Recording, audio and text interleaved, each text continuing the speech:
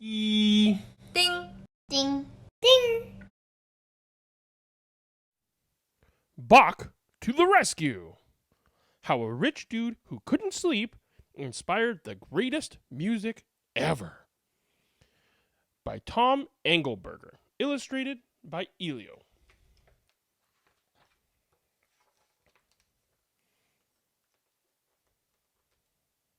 Hey, it's me, Bach, the greatest composer ever. Have I ever told you the story about Goldberg and the rich dude who couldn't sleep? It happened about 225 years ago, but I think it's better to start a story like this with Once Upon a Time. Once upon a time, there was a rich dude who couldn't sleep. Now, if a normal person can't sleep, they just have to deal with it. But this rich dude was so rich, he could pay someone else to deal with it. So, when this rich dude couldn't sleep, which was every night, he would yell, "Goldberg!"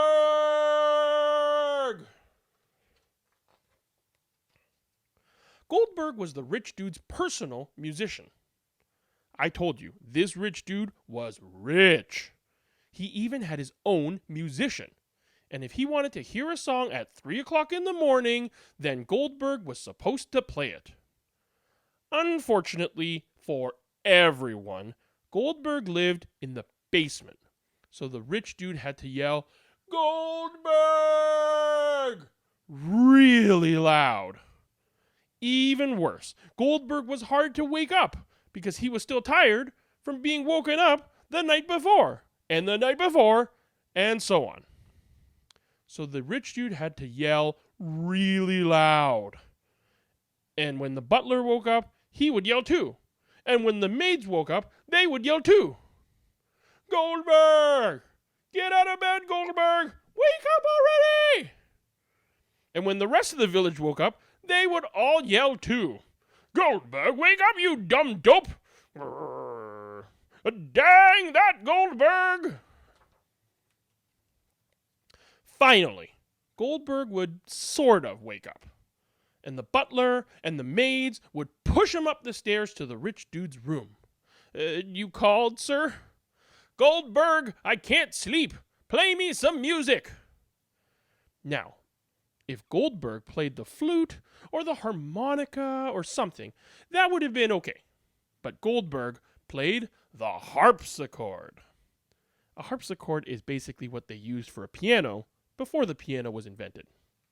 Harpsichord, approximately 738 pounds.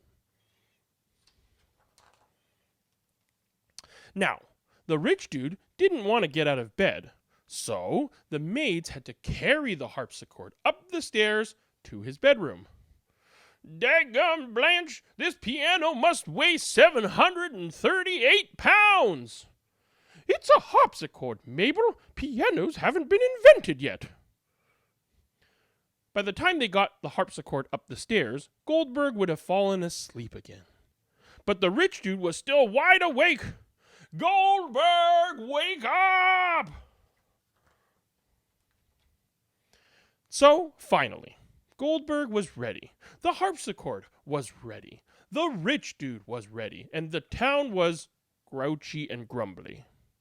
But then, Goldberg would play. He would play the most beautiful lullaby ever written.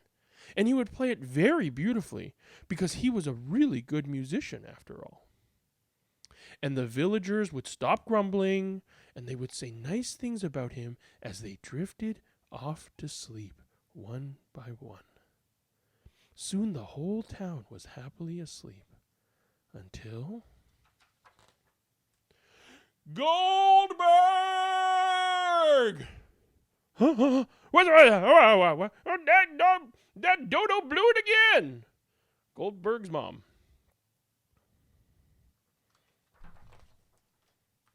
"Goldberg, you know my rules. No lullabies. They don't work on me." So Goldberg would try a waltz. "Goldberg, it's too late for dancing, you fool." or a sonatina?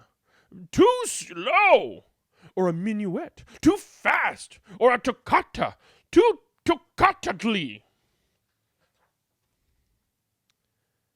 The next day, the entire village would be tired and grumpy. I'm grumpy. I'm tired. I blame Goldberg. Me too. Woof. Tired and grumpy dog. And the butler would be tired and grumpy. And the maids would be tired and grumpy. And the rich dude would be tired and grumpy. And they all blamed Goldberg, who would have been tired and grumpy, except that he was asleep. And then, after a long day of being tired and grumpy, they would all go to bed tiredly and grumpily. And just after they fell asleep, Goldberg! And the whole thing would happen all over again. Every night, Blanche, every stinking night. Yeah, and why can't Goldberg play a flute or a harmonica or something? So pretty soon, everybody was tired and grumpy all the time. And they all hated Goldberg, and everything was awful. But then I showed up. Don't I look nice? That's my best wig. Yep, it's me, Bach, the greatest composer of all time. Ah, Batch, great to see you. My name is pronounced Bach. Yeah, whatever. Listen, buddy, I need you to write some new music for Goldberg here to play for me when I can't sleep. Like a lullaby? No! I hate lullabies. They don't put me to sleep. They just bore me. I need something new, something so interesting that I won't mind being awake. When it was time for me to go, Goldberg whispered in my ear. Are you going to do it? Please? Pretty please? Are you? Please? Please, you've got to help me. Please? Will you? I don't know. Maybe. Listen, the rich dude is really picky, but he's also really rich. You'll have to write the greatest music ever written.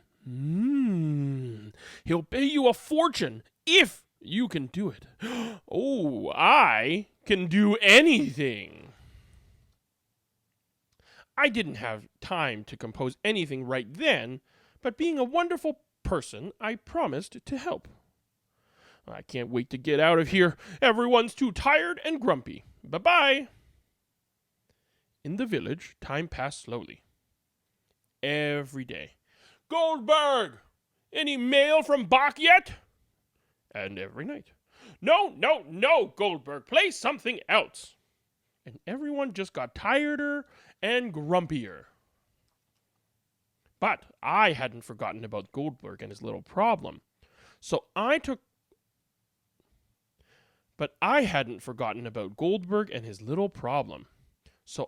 some leftover notes and a dance hall tune and an old folk song or something and mashed them all up.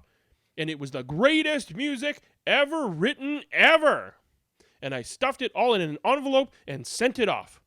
Yes, it's just that easy for me. I'm Bach.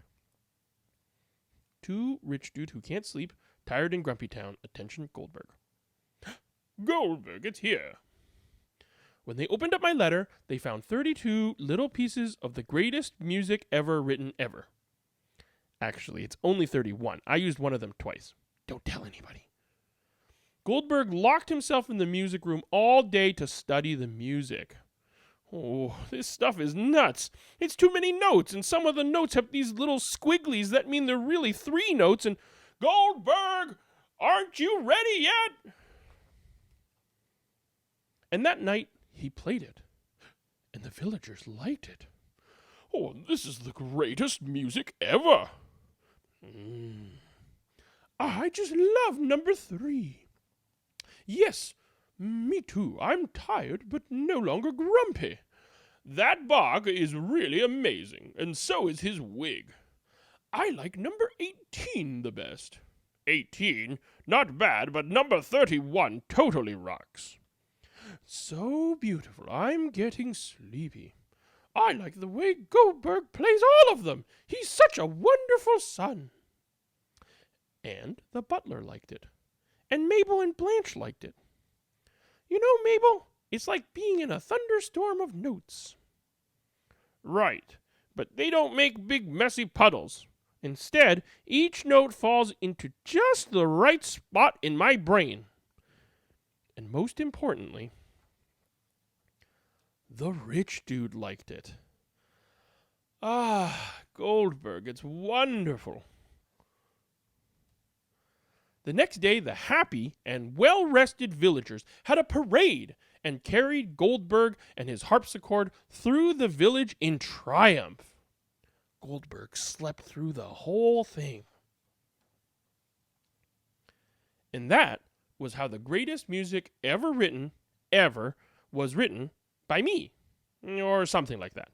The most important thing is that everyone lived happily ever after. Did they really? I have no idea. All I know is that the rich dude sent me a whole bunch of money. Woohoo! Now that's a happy ending. The end. Well, I hope you enjoyed that reading of Bach to the Rescue by Tom Angleberger. This story is loosely based on an account of how Bach wrote the Goldberg Variations, they're called. It's a piece of music called the Goldberg Variations, and there's different variations, and that's why some of the villagers were saying they like number 18, number 31, and while this story may or may not be true, or the account may or may not be true, this story kind of depicts how it might have happened. Sometimes Bach did write music and he received a lot of money for it. Sometimes he actually did it for free. So we're not sure whether he got paid a lot. Historians aren't really sure. But for whatever reason or however he actually did write the Goldberg Variations, you can listen to it on the internet. I can't put a link to it, unfortunately, because of YouTube kids videos restrictions. But you can look that up, the Goldberg Variations. But this is a fun little book that tells a possible side of history and how Bach wrote this wonderful piece of music. Bach wrote so many things, so many pieces of music, and he was possibly one of the greatest composers of all time. So I enjoyed reading this book and all the different voices. And again, I think a lot of the voices kept changing, and so I have to get better with that. This was a lot of different voices to keep track of, but I had a lot of fun reading it. I hope you did like it too. If you wait for the monthly roundup coming in about a week, you can leave me comments for other books that you can suggest for me to read. I would love to hear from you and to read other new books. I have quite a few other books lined up, but I always love to hear more suggestions. So until next episode, I'm Elvin. This has been e-reading. Thank you very much for watching. Be gentle and kind with one another. Bye now.